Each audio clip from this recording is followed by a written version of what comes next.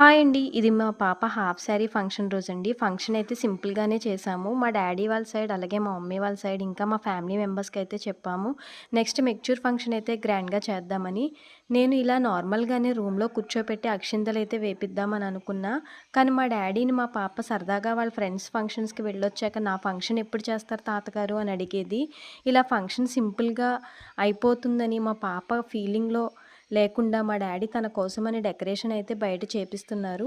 మేము అప్పటి వరకు డెకరేషన్ అలాంటిది కూడా ఏమి వద్దనుకున్నాం. మా పాప హ్యాపీనెస్ కోసం మా డ్యాడీ అయితే డెకరేషన్ చేపిస్తున్నారు.